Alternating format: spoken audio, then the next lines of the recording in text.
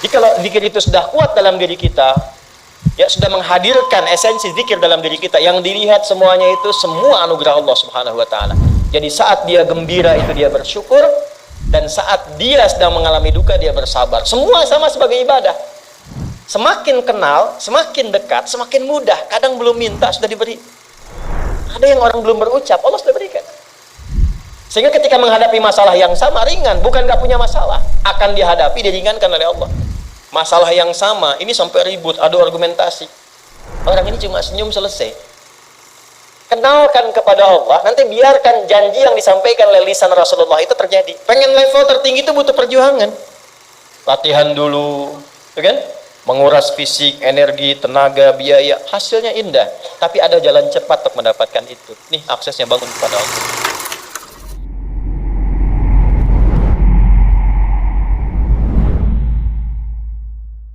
Nih Pak, indahnya begini Pak. Maaf ya.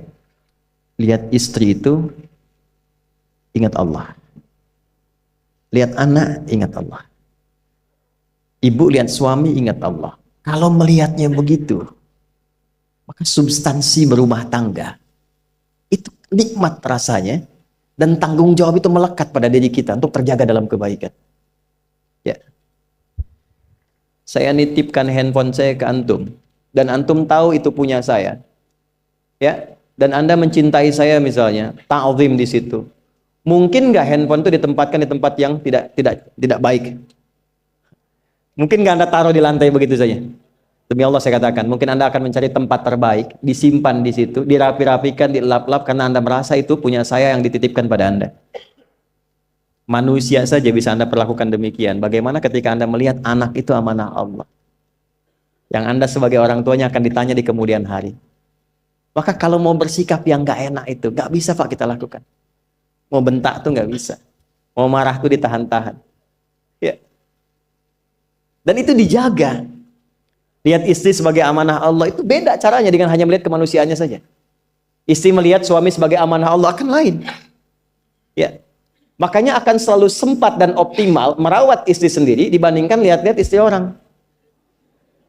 Begitu sebaliknya. Ibu pun tidak harus berharap, kenapa ya suami saya nggak seperti Ustadz?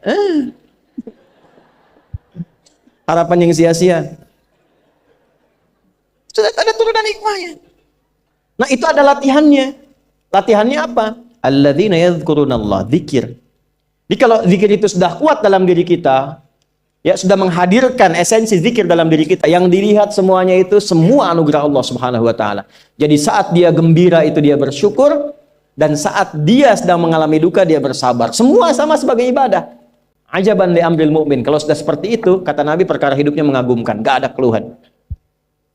Itu latihannya zikir. Nah, zikir ini di Quran diturunkan dalam bentuk yang pokok berupa amalan ritual. Karena itulah semua bentuk amalan ritual disebut dengan zikir. Jadi kalau kita ingin hadirkan sifat tadi, maka cara pertama tingkatkan ibadah ritual. Salat. Apalagi? Al-Quran. Saya ambil dua dulu lah, supaya nggak banyak-banyak dulu. Yang pokok salat yang kita lakukan tiap hari. Tinggal kuantitas dan kualitas kita tingkatkan.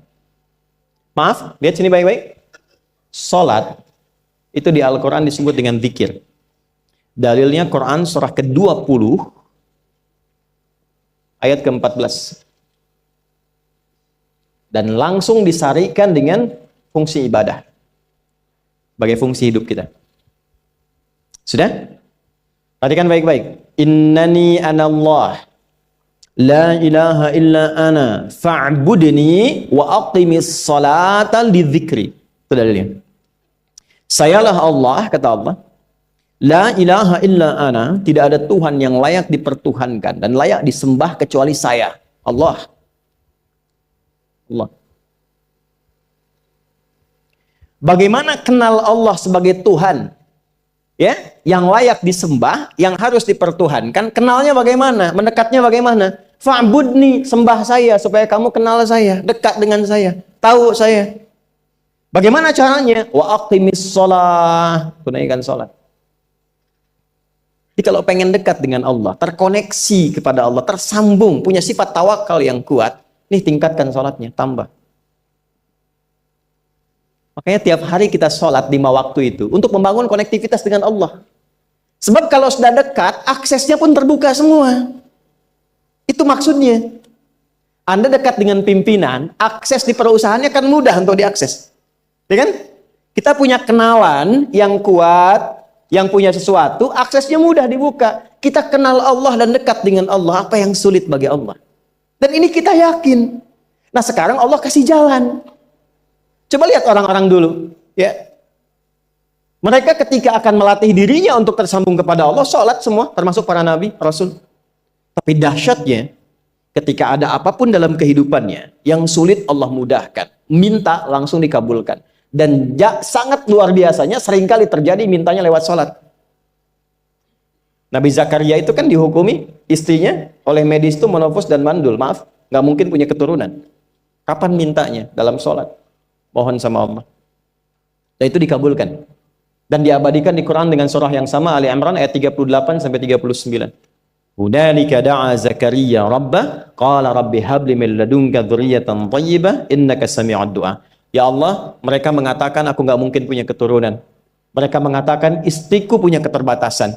Maka aku memohon kepadamu yang tidak punya batas dalam pemberian. Engkau yang maha mendengar. Kalau kepada yang maha mendengar doa saya tidak dikabulkan, mohon tunjukkan kepadaku lewat sholat ini ya Allah, dengan cara apa lagi dan kepada siapa aku mesti memohon. Itu nggak nunggu lama, permohonan selesai turun jawaban ayat 39-nya. Fanadathul malaikatu wa huwa qa'imun yusalli fil mihrab. Turun malaikat mengabarkan engkau dapat kabar gembira akan punya anak, langsung namanya dikasih Allah Yahya. Annallaha yubasyiruka bi Yahya. Artinya hidup yang mustahil menurut manusia, lahir dari rahim seorang perempuan, maaf, yang divonis monopause dan mandul, bayi yang hidup, kata Allah nggak ada yang mustahil, lahir dan terjadi itu. Yahya, John, lahirlah. Kapan terjadinya? Saat sholat. Karena itu saat dipanggil sholat, itu isinya tuh kan doa semua. Silakan ngecek, isinya doa semua. Dari mulai takbir, sujud sampai salam, isinya doa semua. Dan itu konektivitas kita dengan Allah, minta. Kapan itu bisa terkabul dengan cepat doanya? Kapan selesai urusan kita? Kalau koneksinya bagus. Makanya disebutnya zikir, yang terhubung, yang nyambung. Semakin kenal, semakin dekat, semakin mudah. Kadang belum minta, sudah diberi. Ada yang orang belum berucap, Allah sudah berikan. Sehingga ketika menghadapi masalah yang sama, ringan, bukan nggak punya masalah, akan dihadapi, diringankan oleh Allah. Masalah yang sama, ini sampai ribut, adu argumentasi. Orang ini cuma senyum selesai. Betapa banyak masalah kecil, diargumentasikan jadi besar. Akhirnya problem.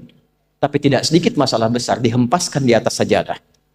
Ketika koneksinya dengan Allah itu kuat, tiba-tiba hilang seketika, selesai. Makanya Nabi Yakub, kalau punya masalah, yang beliau lakukan apa?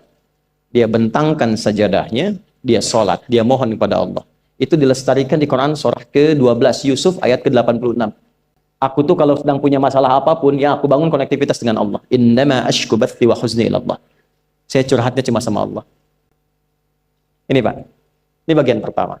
Nah, jadi kalau ingin semakin kuat, sampai ada masalah diringankan, mau kerja dibukakan pintunya, itu ada jenisnya. Yang pokok ada 5 waktu, 17 rakaat. Yang detil itu ada pada sunnahnya. Dan itu hebatnya dalam Islam. Dijelaskan caranya, disebutkan tujuannya, dan diterangkan hikmahnya. Contoh. Kita sekarang jam berapa? Jam 9.20. Di waktu saat ini ada waktu sholat disebut dengan sholat duha. Duha itu dibagi 3. Ada awal duha, penguat zikir, pengganti seluruh bagian zikir di tubuh kita, yang disebut dengan syuruk. Itu kurang lebih jaraknya 1 jam setelah subuh. Jadi kalau tadi 4.45, ya 5.45 menjelang jam 6 itu masuk syuruk. Setelah itu masuk ke jam 8 sampai ke kurang jam 10 itu pertengahan duha. Pertengahan duha. Apa fungsinya? Di antaranya mempermudah rizki. Di antaranya. Bilangannya berapa? 2 sampai 4 rakaat bisa dikerjakan. Ya, dan harapannya apa? Bukan pada rizkinya. Ya, jadi jangan sampai motifnya cuma sekedar ke duniawi, kurang tepat. Kenalkan kepada Allah, nanti biarkan janji yang disampaikan oleh lisan Rasulullah itu terjadi. Ya, Jangan pada rizkinya, ini terbatas, cuman sampai situ. Tapi kalau kita minta sama Allah, dikasih jalannya tuh dari sisi yang tidak kita duga. Anda berhitung, Allah kasih hitungan. Anda tak berhitung, Allah kasih apa yang tidak pernah Anda hitung sebelumnya. Itu poinnya. Maka lakukan sholat dekati, itu yang disebut sholat duha. 2 rakaat, tambah lagi 2, untuk kenal Allah. Kalau sudah merasakan dekat, sudah nyaman, sudah enak, muncullah kemudian kesan dalam hati. Terserah Allah mau kasih berapa. Yang penting sudah enak, sudah damai. Di titik itulah kemudian Allah limpahkan dari apa yang nggak pernah kita duga sebelumnya. Tiba-tiba keluar, kok ada telepon, dapat proyek, dapat macam-macam. Tapi tujuan sholatnya bukan untuk proyeknya. Buat kenal Allah, ulul albab ini. Kalau cuma pengen lancar, baru serabutnya. Kalau cuma pengen lulus proyek, itu baru daging luarnya. Ulul albab itu kenal Allahnya, sehingga dia tahu akses intinya tuh itu. Itu poinnya. Dan gak mahal. Emang kalau sholat duha di Anur bayar, Pak? Pakai biaya. Baiknya luar biasa. Sudah? Satu. Kalau mau lagi misalnya, ini yang paling dahsyat nih. Dibimbing kita sampai ke posisi terbaik di apapun itu. Jadi ayah terbaik, ibu terbaik. Ya, jadi karyawan strategis, di militer terbaik.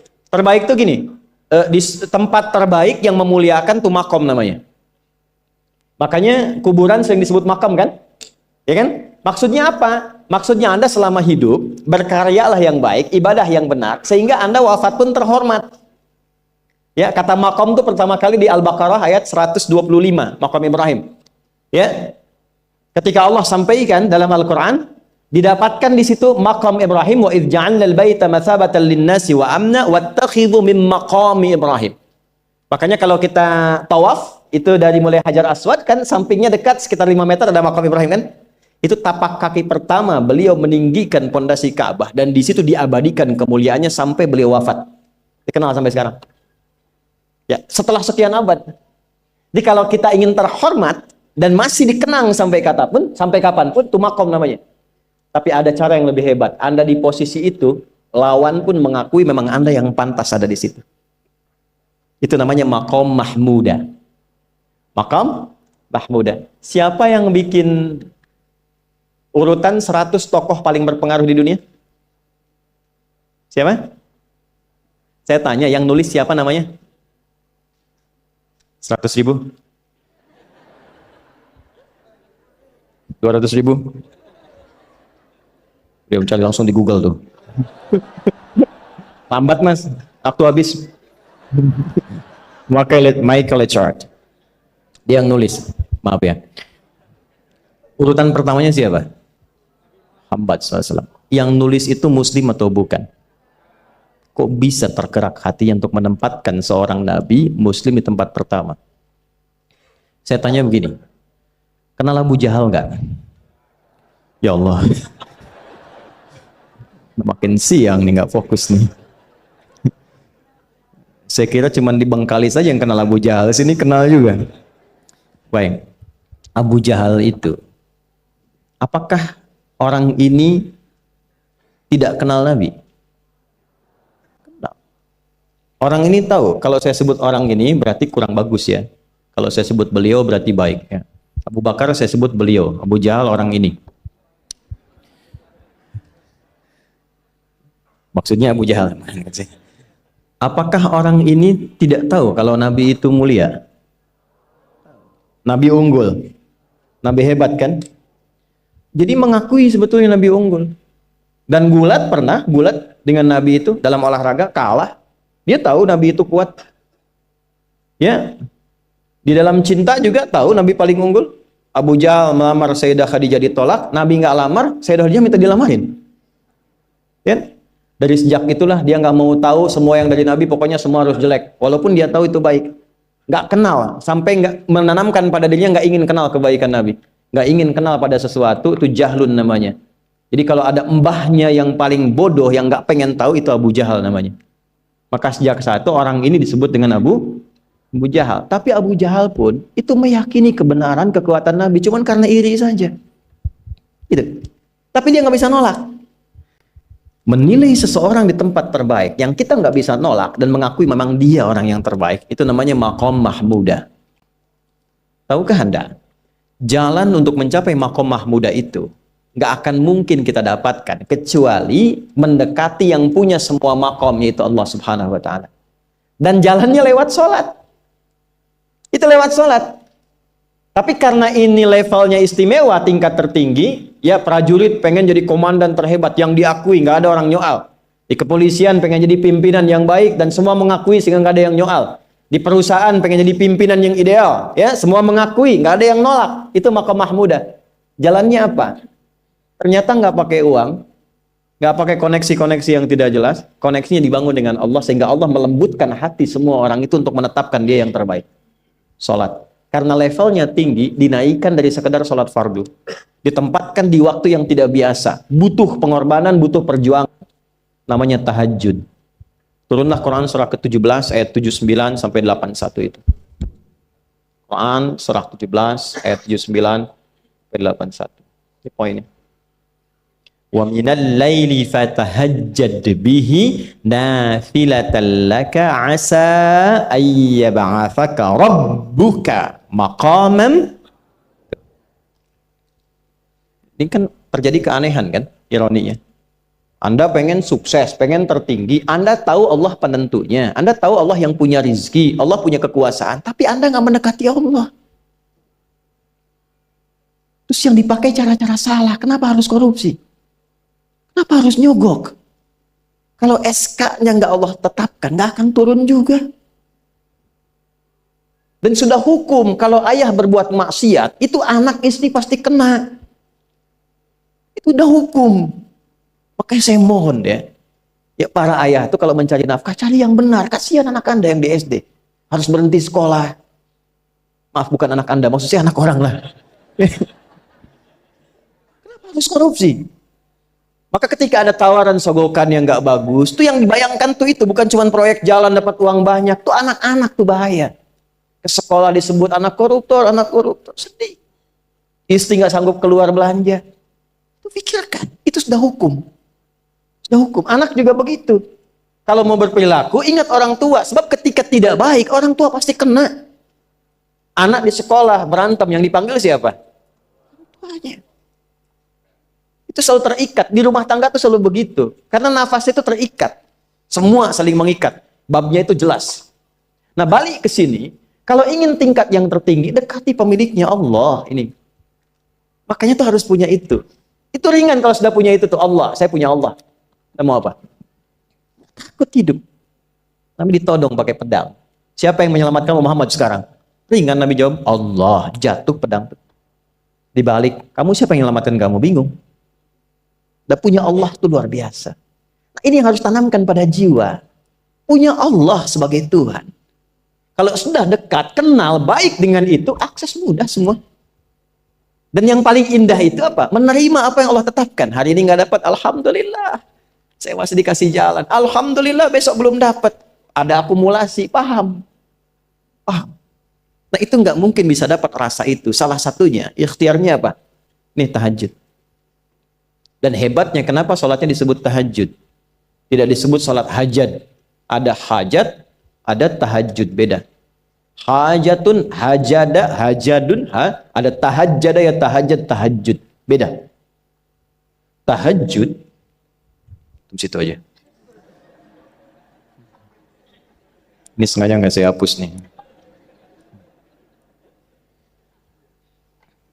Mana staf saya? Oh, foto nih ya. Saya hafal insya Allah. Tahajud. Asalnya dari kata hajada, begini, ha, jim, dal. Ditambah ta di depannya, lalu ada tasydid sebelum akhirnya. Nih. Ini akarnya 3 huruf, ha, jim, dal. Hajada itu asalnya bangun dari tidur malam. Tidur dulu, lalu bangun setelah itu. Itu hajada. Pelan-pelan. Paham sampai sini? Kita teruskan. Kalau kita ingin berusaha untuk bangun, mengoptimalkan diri untuk bangun, maka tambahkan tak di depannya. berusaha untuk mendapatkan atau mencapai sesuatu. Kalau yang kita akan lakukan itu tidak mudah, nggak gampang bangunnya, sehingga butuh rencana, butuh persiapan, ya kan? Maka tambahkan tasydid sebelum huruf akhirnya. Dari kata syiddah, apa yang mau dikerjakan ini nggak mudah. Memang pengen bangun itu jam 3. Tapi kan nggak tiba-tiba ujuk-ujuk bangun jam 3, belum tentu. Ya kan? Kita harus rencanakan dulu supaya bisa bangun, saat bangun tuh siap, bukan cuma bangun. Bangun jam 3, salatnya 4:30, ya kan jauh. Maka untuk bangun jam 3 itu butuh persiapan, nih syiddah. Maka rencanakan, pasang alarm 3 kali. Misal yang ikhtiarnya jam 2, jam 2.15, jam 2.30. Alarm jam 2 untuk mematikan alarm yang kedua. Gitu kan? Yakin saya Anda kalau pasang alarm malam tuh nggak satu, yakin? Bangun, ceklek, mati. Minimal ingat akan ada alarm berikutnya kan? Itulah tak. Allah itu sudah tahu modus-modus kita itu. Karena alim maha mengetahui. Detailnya kan kita lakukan kan Allah sudah tahu. Alarm yang kedua membangun kesadaran paripurna. Peringatan kedua. Kalau pengen bangun, enggak tertidur. Maka ketika sampai pada alarm ketiga, sudah sadar kita. Oh. Bapak, Bu, alhamdulillah. Lebih baik telat daripada enggak sama sekali. Bangun. Ini. Kalau kita tarik ke implementasi hidup, pengen level tertinggi itu butuh perjuangan. Latihan dulu, kan? Menguras fisik, energi, tenaga, biaya. Hasilnya indah. Tapi ada jalan cepat untuk mendapatkan itu. Nih, aksesnya bangun kepada Allah. Gitu. Kalau kita tingkatkan ini, itu luar biasa. Jadi itu. Jadi. Nah, kalau ini terus ditingkatkan, nanti membangun value yang terasa. Ada nilai-nilai yang terasakan, kita merasa lebih dekat dengan Allah. Yang biasanya tadi dipanggil azan baru ingat sekarang, baru selesai subuh udah ingat isya. Nanti isya bagaimana, gitu kan, urutkan. Tapi tetap zuhur juga, zuhur, asar, maghrib, isya. Waktunya kenal, jam berapa. Bahkan dipetakan, saya nanti akan ke sini, masjid yang terdekat di situ. Jadi lihat peta itu, ya lihat peta jalan, saya nggak sebut nama supaya nggak endorse. Itu lihat peta jalan, itu dia petakan, saya akan sampai di situ jam berapa, durasinya berapa, masjidnya di mana. Kalau tertinggal di situ, di sini saya sholat Jumatnya. Sampai ke situ. Nah, value yang membuat kita semakin meningkat dekat dengan Allah, itu takwa namanya. Takwa. Disebutkan sebanyak 240 kali dalam Al-Quran. Nah, intinya itu ini nih. Jiwa takwanya. Kalau ini sudah ada, Allahu Akbar. Silahkan Anda keluarkan semua kata-kata takwa di Quran. Tidak ada kecuali yang indah semuanya. Quran surah 65. 65 itu babnya bab tolak. Surahnya at-tolak. Tolak itu persoalan terbesar di rumah tangga. Nggak akan bisa terjadi yang demikian itu kalau ada takwa di dalamnya. Nyambung. Kalaupun mesti terjadi, itu spirit takwa mengarahkan pada yang terbaik. Makanya di ayat kedua di ujungnya, sampai ke ayat 3, apa yang terjadi? Di rumah tangga itu kan cuma 2 babnya. Satu masalah dari komunikasi, yang kedua materi. Perhatikan, wa may yattaqillaha yaj'al lahu makhraja wa yarzuqhu min haitsu la. Siapapun yang mampu meningkatkan takwanya kepada Allah, pakai man tuh, setiap personnya. Suami, istri, ayah, ibu, anak, satu keluarga mencoba meningkatkan takwa. Dia tahajud, bangun semua ingatkan. Bangun semua tahajud, salat duha, yuk ingatkan dimanapun. Alhamdulillah. Apa yang terjadi? Ketika dilakukan, apa jawab Allah? Yaj'al lahu makhraja. Enggak pakai alif lam, makhraja. Masalah apapun yang engkau alami. Suami berangkat ada masalah. Ada masalah umum yang semua orang mengalami itu. Tapi yang ini enggak. Kena macet, ada macet, dia mau berangkat. Tiba-tiba diarahkan, jangan lewat situ Pak, macet, Bapak kesini aja. Ya. Pak ikut kami saja Pak. Tiba-tiba patwal datang, ayo ikut. Ya, itu bisa terjadi. Wa yarzuqhu min haitsu la yahtasib. Bahkan rezekinya pun itu datang dari sisi yang enggak diduga. Gak nyangka ya, emang gak sangka datangnya. Ya, habis sholat, tiba-tiba telepon masuk, belum selesai proyek, ini ada permintaan itu. Beda istidraj dengan takwa itu lain. Kalau istidraj itu bertambah tapi lupa Allah. Hati-hati. Proyek nambah, sholat lupa. Hati-hati. Hati-hati ya. Pekerjaan menambah, omset nambah, tapi nggak pernah bisa ngaji. Nggak pernah mampu sholat. Hati-hati itu.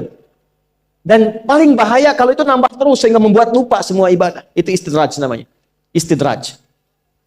Ancamannya akhirat tuh, hati-hati. Segera ingat, segera ingat. Tapi kalau semakin nambah, semakin ingat Allah, itu anugerah. Karena Allah telah menilai hamba ini paham menjalani kehidupan, sehingga dia ngerti. Makanya Utsman, Abdurrahman bin Auf, setelah masuk Islam, hartanya makin nambah. Karena kenapa? Karena telah dinilai layak mengelola harta, paham cara mengelolanya. Dapat segini, alokasikan ke sini. Dapat segini, alokasikan ke sini. Pak, di mana logikanya ada 600 truk hasil usaha? Bapak punya 600 perusahaan. Satu perusahaannya itu bergerak di bidang misalnya logam mulia.